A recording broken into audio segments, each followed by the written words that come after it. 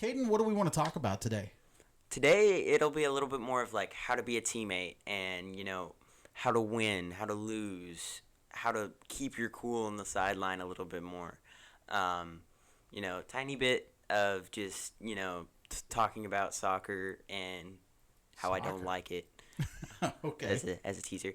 And just, a little bit more of how to have faith but also be a football player at the same time. All right. I like it. Let's get into it.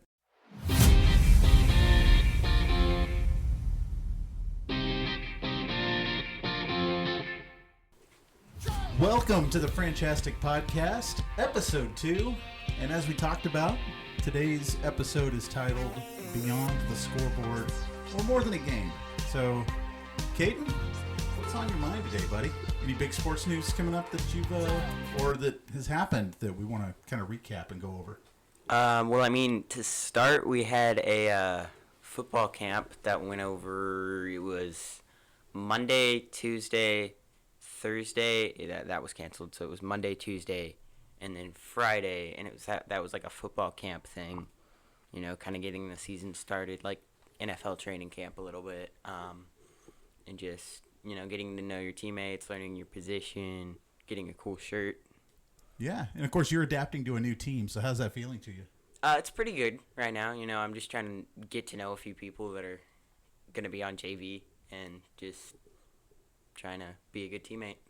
There you go. Yeah, well, we'll get into a little bit more about that, about being a good teammate in a little bit. Of course, also the World Cup is coming up. Are you excited about that? Not really, but, Team America. Well, I like your patriotism, and I do appreciate that, but... Okay, hold on. Time out. There's a soccer ball in our logo. Look at the logo. Look at it. We're putting it up right now. Do you not see that? There is a soccer ball in our logo. Yeah, that's how I feel about it. Like I said, we're still not fully polished here. Well, you should turn that into a clip, though. Make it like something goes wrong, just... Yeah, we'll adjust through that, of course. Yeah, like a self-roasting kind of. But okay, seriously, it's the original football, right? No. American football is the original football. Okay, I see. We are U.S. centric. Yes. Okay. America. All right. I get it. I guess I see where you're coming from there. But no, you know what? It calls me back to. I think I've shared this with you before, Caden. You've seen that old Fox clip of soccer would be a lot cooler if it was hockey. Mm-hmm. That I think you feel the same way. Wait, not soccer. It was golf, wasn't it? Yeah, it was golf. It was golf.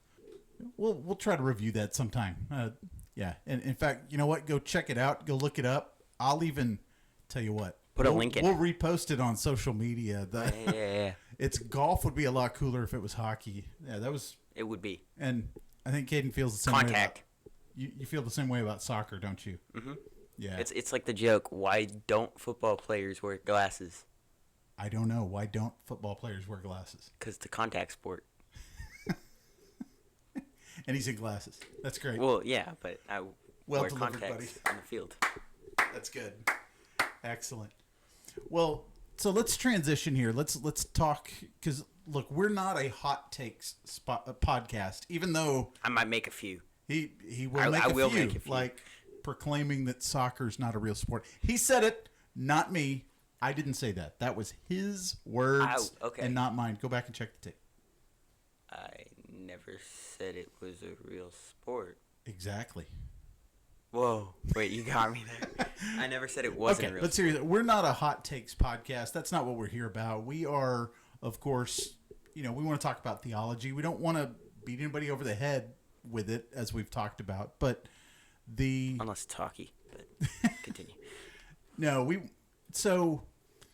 we're trying to be a place where humor and honesty can thrive, obviously. And, we like to have fun. Caden and I like to have good conversations with each other, and we like to bring you, the viewer/listener, in on it as well. And that's really, I guess the heart of the episode here is, Caden, why do we care so much about winning? I guess that's really the first question we can ask here. I mean, a little bit it builds up your kind of team, like team culture a little bit. Strengthens that bond, the chemistry that you have. Sure. And like it just, it helps make you feel better and like you did something, and like, hey, I made that play with a few minutes left that like ended the game. Yeah. Or I sacked the quarterback a few times and that stopped him from scoring. Stuff like that. Feeling like you didn't do anything wrong, even though most of the time you have more mistakes when you win. When you lose, I'm a believer in that, but get to that a little bit later. Okay. Sure. Just, kind of that aspect of it, and then, of course, it helps your record, which means, like, it's like, oh, hey, that team's scary because they only lost to blah, blah, blah, and that team's 10-0 or something. Yeah, I get it. And, you can probably, and me being, granted, it was so much longer ago that I did, but I was an athlete at one point and I played. Right. But I think we can both agree that winning is a lot of fun. Oh, yeah, for sure. Sure. Yeah. Your soft drinks after the game taste a little sweeter. Your ride home is a little more fun. Or like going to that Whataburger, or we went to normally the parking lot of a Sweet Frog after we won, or pretty much after any game, and we would just go there. That was always cool, especially after you won. Absolutely. And, that was a pretty cool little nexus, too, of there's an In-N-Out and a Whataburger, and Chick-fil-A was usually already closed by then, but if they were still open, you had them as an option, too. And then you could go get some dessert at Sweet Frog. Yeah, that's a pretty nice little convergence of restaurants and places to just kind of celebrate a victory, or, you know what? Throw your misery into a big old fat cheeseburger after a loss.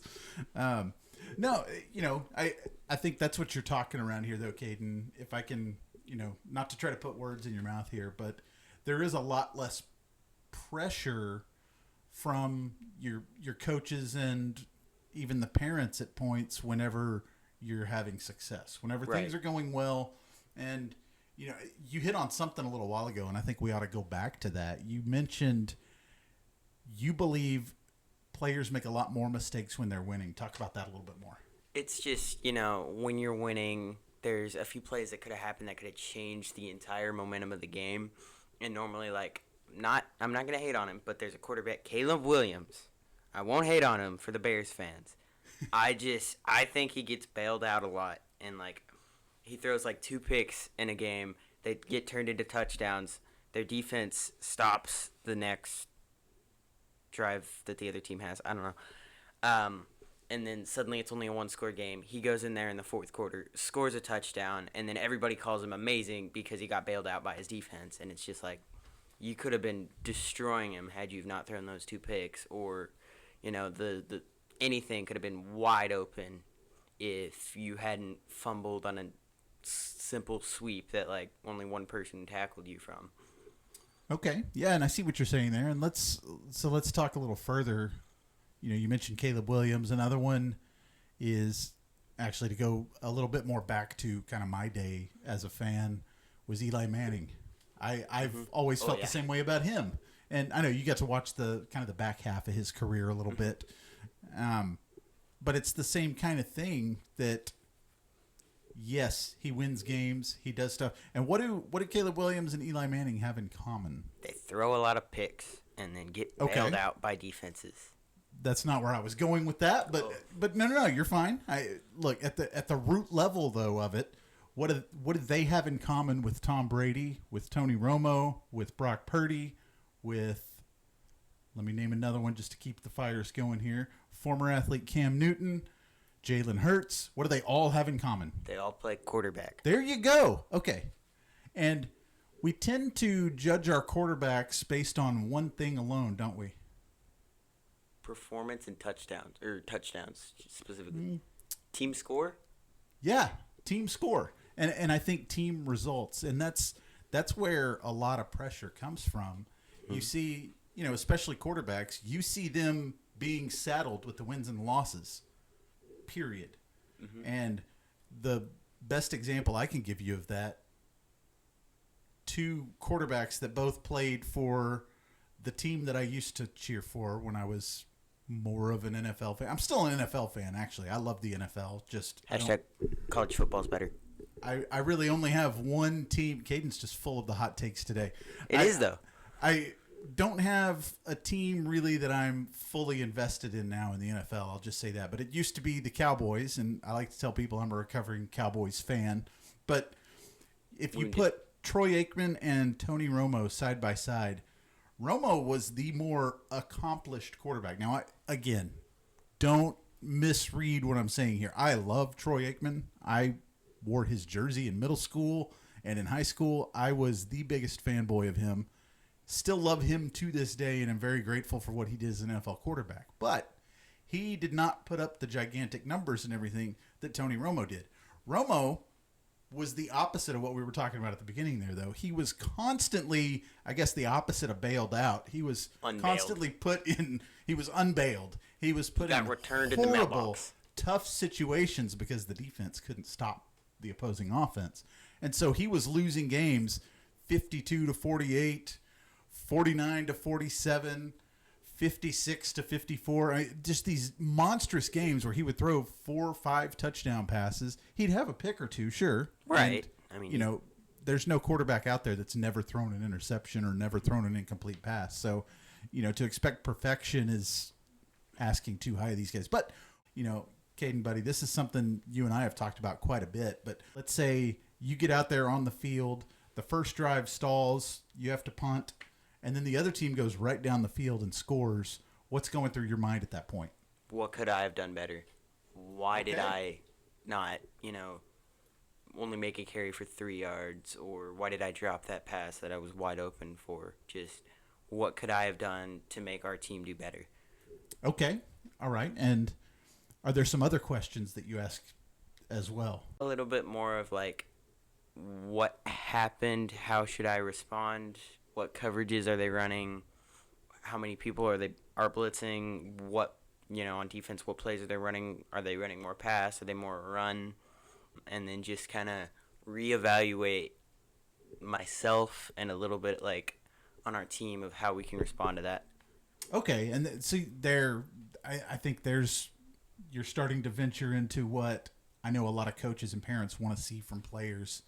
It's really easy to throw the blame out there that, if he hadn't have thrown that one pass into that one spot, we'd be winning right now. Well, one, you not necessarily can't say that necessarily. Exactly, because, if we're in the fourth quarter and it was a play back in the first quarter, you could have had a whole different space-time continuum there based on what had happened with that one play. Maybe something else would have gone wrong on the next play. We don't know that. But, the point being, everybody can look back and go, well, if we had just executed everything perfectly, we would have won. Well, sure. Right, yeah. And the other team can say that too. And if both teams are executing everything perfectly, I like to say there's always going to be a winner and a loser, especially in a sport where there's not ties. And well, in the NFL there are. There are, but let's take baseball. That's true. Playoff sports. In the playoffs, there are no ties. That's like the 18-inning game with, I think was it the World Series? No, it wasn't the World Series. There was a World Series game that went really late. In fact, you know what? Brad Paisley did the national anthem for both of that's a really freaky stat. That is. I don't have the exact details in front of me, but there were the two longest World Series games in history. Brad Paisley did the national anthem for both of them. And they both went 18 innings. That's just freaky. That is freaky. If you're going to a game with Brad Paisley and it's in the World Series, just know you're going to be there for a while. Right. Make sure you know where the restroom is and make sure you've got plenty of snacks and stuff because you're going to be there a while. Might be 2 games pretty much. Right. But you're getting your money's worth. That's true. That. Yeah. So... Okay, so what about when bad calls are happening, or even when you see one of your teammates losing composure? What is going through your mind as a player in that situation? I will say early on in the season, and one game in particular, I did lose my cool when the bad calls were happening and crashing out a little bit. It's easy to do. Just getting upset. I've gotten better at that now because I'm well, they're human.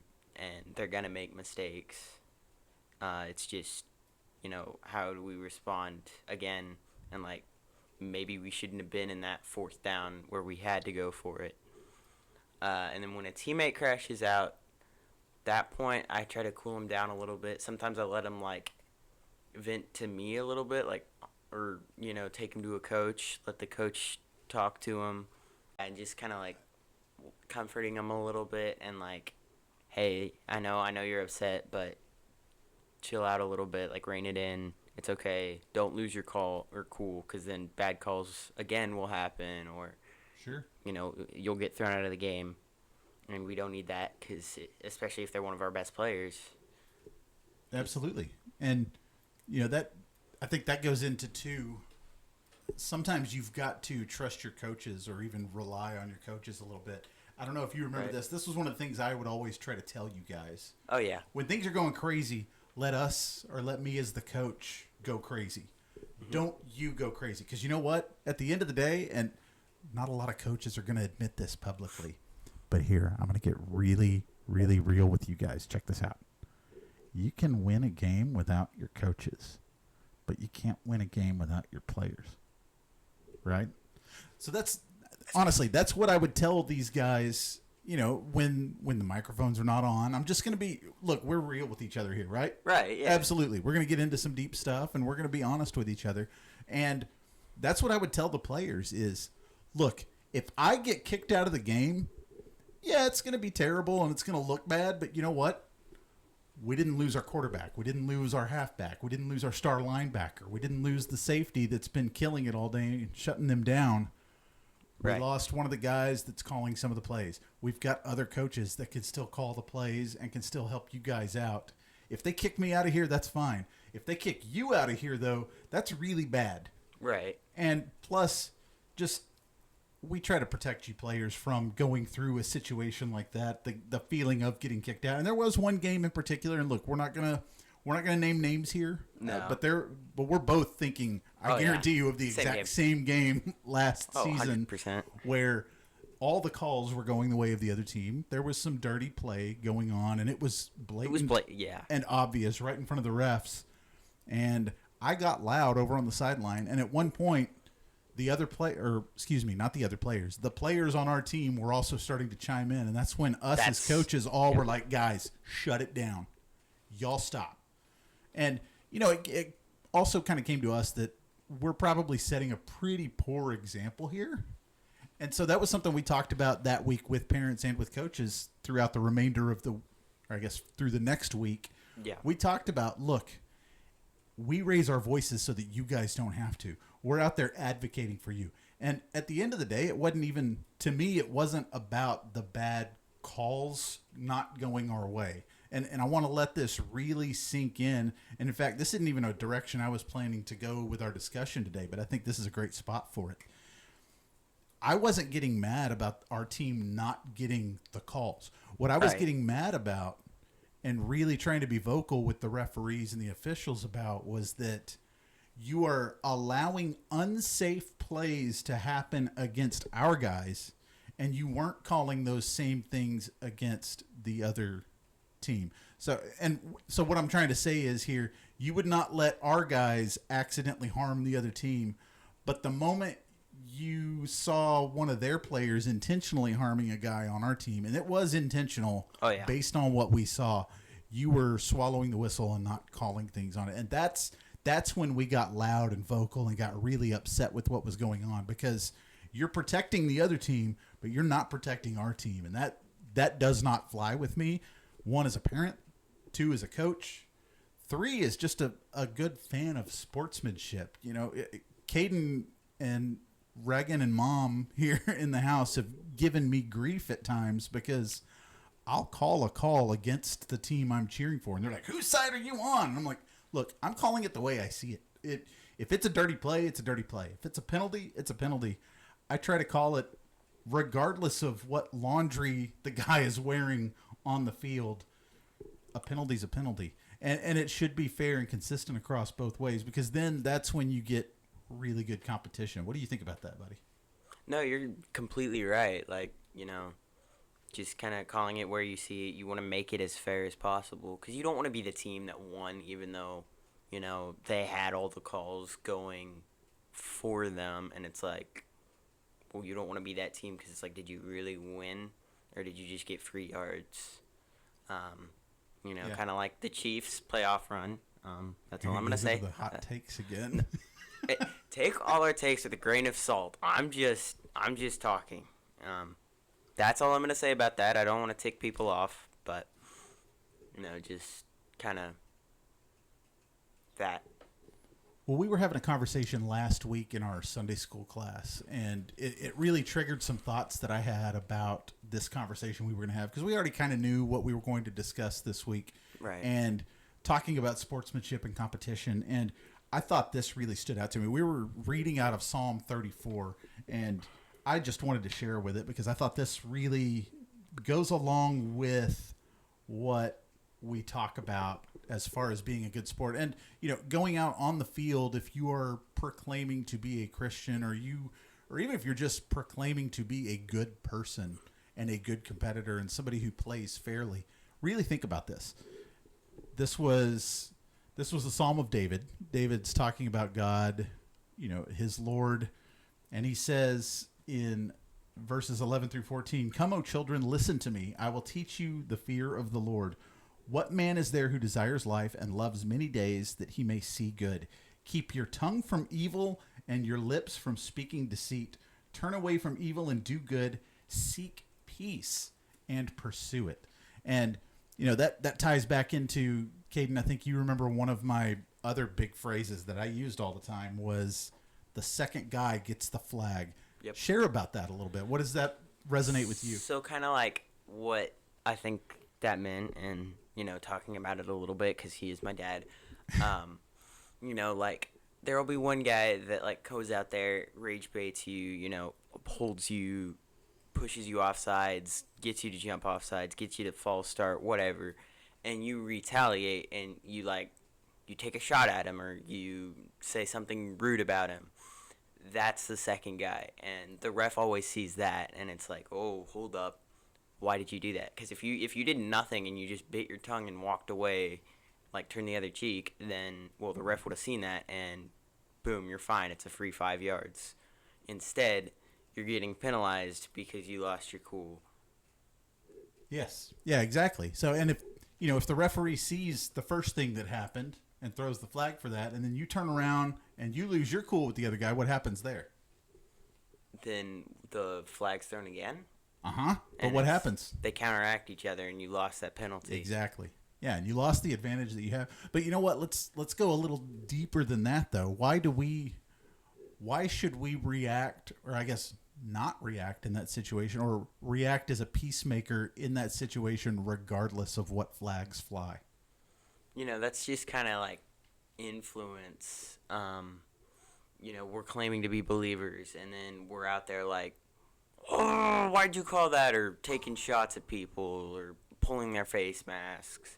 That's when it's like, okay, are you really a believer? Are you really, do you really follow Jesus? Even if you're like, losing all your calls. And then off the field, you're like, oh yeah, I know Jesus, whatever. And then on the field, it's a totally different story.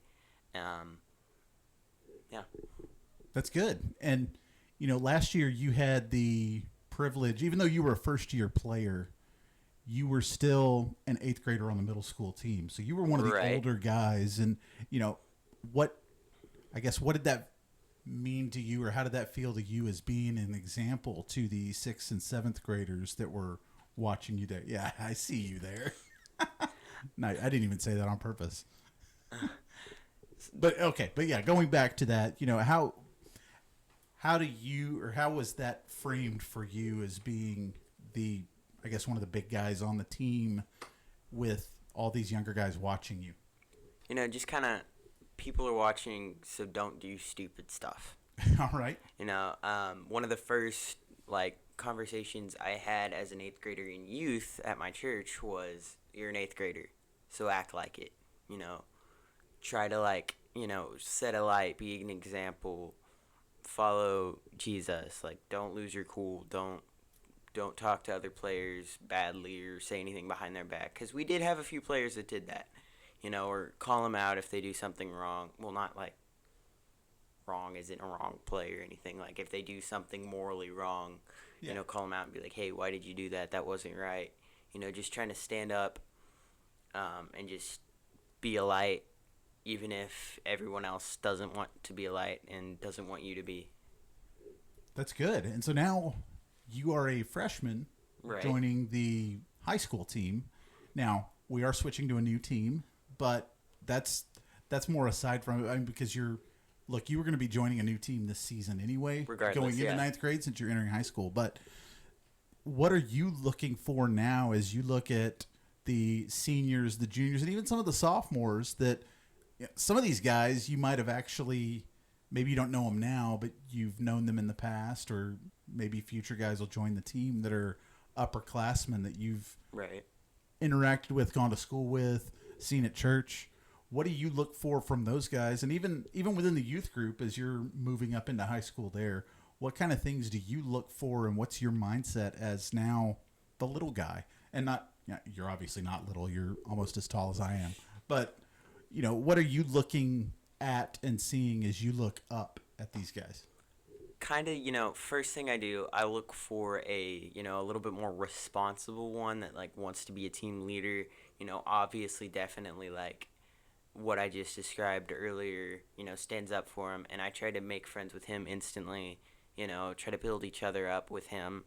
And then, of course, to the other guys, because, there are a few freshmen that could be younger than me or whatever, or that are my same age, that I still have to set an example for and just build them up, because I'll be with them on that team for that full 4 years.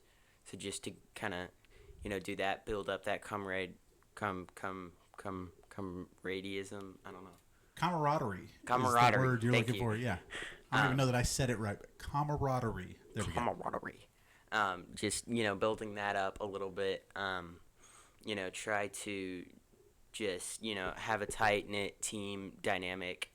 And then obviously if there's a few people that, like, aren't, they're leaning a little bit towards the light of, like, a badder influence. I don't want to say bad influence. Just try to, like, call them out a little bit and, try to help them be a light, make them think this guy's different. Just stuff like that. Okay. So as we start to wrap up here, let's transition this to, I guess, really we want to summarize what we've discussed today. And I think this has been a really good conversation, but to really leave something to chew on for everybody, what's one thing you hope people remember about how you compete? That I'm a team guy, and, like, I don't want to, be a jerk to the other players or whatever, like, that I care about their best interests and that I want to build them up whenever I can. Okay. And I guess one final question. What's harder, losing well or winning humbly? Oh, winning humbly for sure. Okay. Why is that? Because, one, it still gives you the benefits of winning, but two, it makes you reflect a little bit more and look at and be like, oh, hold up, we might not have won that if we didn't do this. I should work on that a little bit, watching what you did, like rewatching the tape, making sure what you did was right, making sure all those tiny little adjustments are fixed. That way, when you play like that again, you know what to fix. Okay. While still having the benefits of winning. That's good. That's really good, Caden. And I really appreciate you sharing that with us today. And the final thing as we start to finish everything out here and send everybody, I don't know, not send you home. I send you into your workplace if you're listening to this on the road, or if you're watching, I don't know. We don't know our main demographic. Bid you goodbye. As we start to bid you goodbye. There we go. That's good. Do you have any, I guess, final words of encouragement that you would give to somebody who is either having, just had a bad game, or maybe is having a bad season right now, or is just now getting into competitive athletics and is really trying to discover who they are? What would you say to somebody who's in that situation, having just been there yourself not long ago? I would always say, like, try to be, a teammate, try to be a captain, try to build other players up, even if they're not going well, or, I think it's better to be or better to be the one light on a not necessarily great well knit team than the one bad player on a closely knit really good team. And like by bad, I don't mean like bad at skills or no Right. skills. The one like not great influence on a great team. And so just always try to look to build people up and show them what they can work on and ask what you can work on too, because that's always humbling.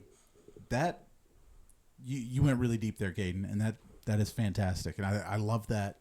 I love that. You're sharing about be aware of who you are, be aware of your own weaknesses and Right. where you need to improve, and those are the best questions you can ask your coaches and ask your parents as well. Are where can I get better? What can I do best? How can I help you? And what can I do? Like you talked about at the very beginning of the episode, what can I have done better to put us in a situation to win this after a loss? Or how did I nearly cost us the win after a win? You can ask those questions too, but those are great. Caden, I love the conversation we had today. I thank you for coming in and joining me today and getting to do this we're with you. Co-hosts, so We are. you joined but me at the same time. That's true. I did. But, I still appreciate that you took time away from playing your Xbox or harassing your sister. I'm kidding. He's a good brother. But, no, this has been a really good discussion, and I love what we've gotten into today. And I thank you for joining us today. I thank all of our viewers and listeners. Give us a like. Check us out. Hopefully don't get too upset whenever our phone does that thing while we're in the middle of talking. We're going to get better at that, but we're using them to record right now too, so we're kind of relying on them. Yeah, But this has been fun. I've enjoyed coming in here. You got any final thoughts here that you want to share before we toss it out of here? I mean, I already kind of said what I You've gone really wanted deep. to, so just try to be a teammate. That's all I'm gonna say. There you go. And, I've got a great teammate here with me, and I really appreciate him. And we thank you for coming in and joining us today. We'll see you next time. We'll have another good episode for you next time. We're planning to do this every Sunday now. Mm-hmm. And so we'll probably record them on Sunday, release them on Monday, something like that. Don't hold us to it, but we're trying to get weekly content out to all of you. And again, we thank you for your support. We thank you for checking us out. And we'll see you next time. Bye-bye.